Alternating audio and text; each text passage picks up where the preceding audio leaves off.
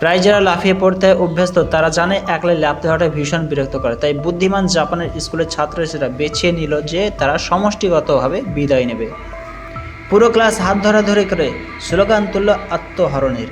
আনন্দে উৎসাহে ঝাঁপ দিল তারা। এক নিমেষে মাটিতে এসে পড়া মাত্রই চূর্ণ বিচ্ছিন্ন হলো তাদের দেহ। বাকি রইল আর মাত্র 3 জন। কিন্তু জাতির সমন্বয় বাসলে এক মেয়ে ঠিক করলো যে সে তার প্রান্তর প্রেমিকের সঙ্গে ঝাঁপ দেবে। আর তখনই প্রেমিক প্রেমিকা দুজনেই ঝাঁপ মারল ছাদ থেকে তারা। এবার ছোট মেয়ে সাহস করে এগাতে যেতে থাকলো। আর তখনই শিক্ষক শিক্ষার্থী সবাই এসে তাকে থামাতেও থাকলো। কিন্তু তখনই ছোট মেয়ে অভিযোগ তুলল, তোমরা জাপানি হয়ে আমাকে লজ্জা দিচ্ছ। যদি সম্মান থাকে তবে সবাই মিলে ঝাঁপ দাও, না হলে বিদেশিরা হাসাহাসি করবে বলে। আর তখনই ছোট মেয়ে সঙ্গে সঙ্গে ঝাঁপ মেরে দেয়। পুলিশ প্রশাসন এসে বিষয়বস্তুটিকে নিয়ে যাচাই বাছাই করে থাকলো এবং মৃতদের জীবিত অবস্থায় কোনো সুরাগ না পাওয়ার জন্য পুলিশ প্রধান সিদ্ধান্ত নেন এটি হলো একটি পুরো কল্পিত আত্মহত্যার ঘটনা।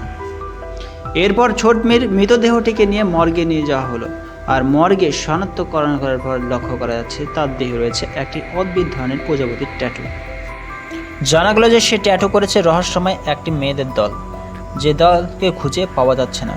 পুলিশ সিদ্ধান্ত নিল তাদেরকে তদন্ত করতে হবে, খুঁজে বার করতেই হবে, সেই সমস্ত ট্যাটু বাঁধা মেয়েদেরকে ধরে গ্রেপ্তার করতে হবে।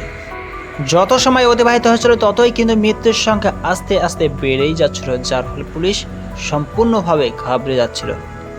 এরপর আমরা লক্ষ্য করতে পারি 100 জন ছাত্রছাত্রী হাত ধরে দলাদলি করে মেট্রো ট্রেনের প্ল্যাটফর্মে আত্মহরণের গান গাইছে এবং তার কিছুক্ষণের মধ্যে ট্রেনটি আসা মাত্রই সেই সমস্ত নারীগুলি ঝাঁপিয়ে পড়ে ট্রেনের ওপর। আর এই আত্মহরণের ঘটনাটি প্রত্যেকটা টিভি নিউজের চ্যানেলের মাধ্যমে কিন্তু দেখাতে স্টার্ট হলো। আর তারপর থেকে শুরু হলো একের পর এক মৃতদেহর ঝাপটানের খেলা।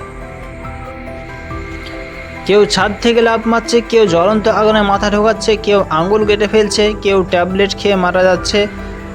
এইভাবেই চূড়ান্ত ভয়ঙ্কর পরিস্থিতি হিসেবে গলাও কেটে ফেলছে, যার ফলে চারদিকে মর্মান্তিক অবস্থায় এই অবস্থায় কিন্তু দেখা গেল।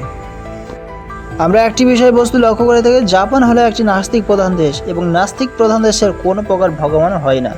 প্রাকৃতিক বিষয়বস্তুকেই তারা ভগবানের মতন আচরণ করে।